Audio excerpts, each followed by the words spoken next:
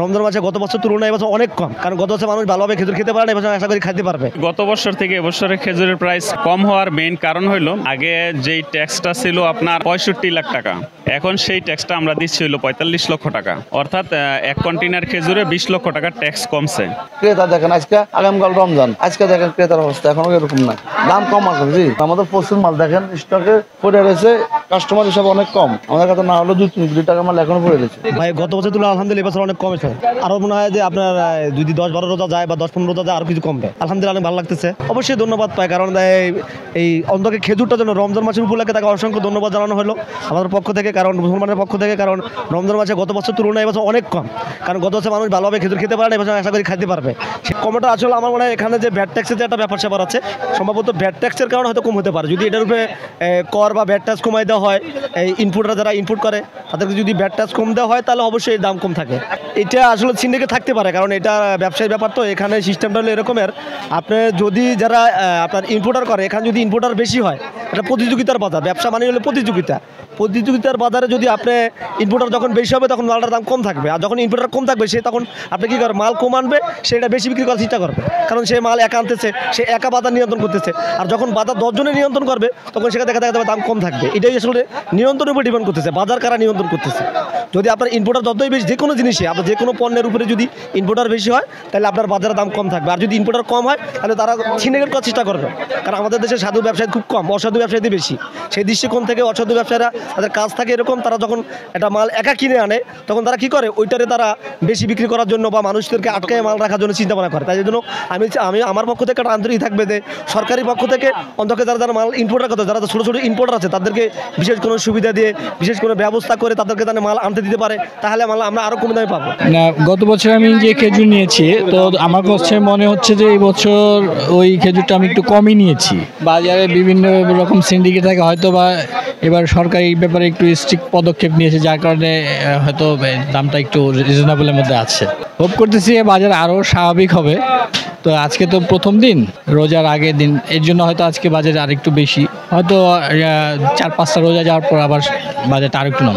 Actually গত বছর থেকে এবছরের খেজুরের প্রাইস কম, আর কম হওয়ার মেইন কারণ হলো আপনি জানেন রিসেন্টলি সরকার আগে যেই ট্যাক্সটা ছিল আপনার, আমরা ম্যাটজুল খেজুরের ট্যাক্স দিতাম 65 লাখ টাকা, এখন সেই ট্যাক্সটা আমরা দিচ্ছি হলো 45 লক্ষ টাকা, অর্থাৎ এক কন্টেনার খেজুরে 20 লক্ষ টাকার ট্যাক্স কমছে। আর এই ট্যাক্স কমার কারণেই মূলত খেজুরের প্রাইসটা কমে গেছে। আর এই খেজুরটাকে প্রায়োরিটি দিয়েই সবাই রমজানের রোজা ইফতারিটা করে থাকেন। তো এই কারণে আমি মনে করি যে খেজুরের প্রাইসটা একটা মানুষের রিজনেবল প্রাইসের মধ্যে রাখা উচিত। সারা বছর তো আমরা ব্যবসা বাণিজ্য করি, অন্তত এই রমজান উপলক্ষে যদি আমরা প্রাইসটা একটা রিজনেবল রাখি বা এখানে বিজনেসটা একটু কম করি, প্রফিটটা একটু কম করে জনসাধারণের সুবিধার্থে আমরা সেল করে দেই, তাহলে আমার মনে হয় এটা আল্লাহ তাআলাও খুশি হবেন। যে মানুষরা সারাদিন রোজা থাকার পর 2টা খেজুর দিয়ে ইফতারি করবেন, তার মনে যদি একটু প্রশান্তি আসে, আমি মনে করি এটা আমাদের অন্য দিক দিয়ে আল্লাহ তাআলা ব্যবসায় প্রফিট দেবেন। আমি নিজেও একজন খেজুর ব্যবসায়ী, আমি নিজেও ইম্পোর্ট করি এবং হোলসেল বিক্রি করি। তো আমি আমার পক্ষ থেকে আমি যে খেজুর বেচতেছি, আমি সর্বোচ্চ চেষ্টা করতেছি আমার কস্টিং প্রাইসটাকে বিবেচনা করে সেল করার জন্য এবং প্রফিট কম করার জন্য, আমি সেটাই করতেছি। আমার কারণ হচ্ছে শুল্কর হার সরকার কমাই দিয়েছে। গত বছর যে আপনার ট্যাক্স দিতে হইতো পার কার্টনে 1400 টাকা 1500 টাকা, এবছর ওটা 700 টাকা 600 টাকাতে আসছে। শুল্কটা অনেক কমাই দিচ্ছে, 40% মতো শুল্কটা কমাই দিচ্ছে, এই জন্যেই খেজুরের দাম কমে গেছে।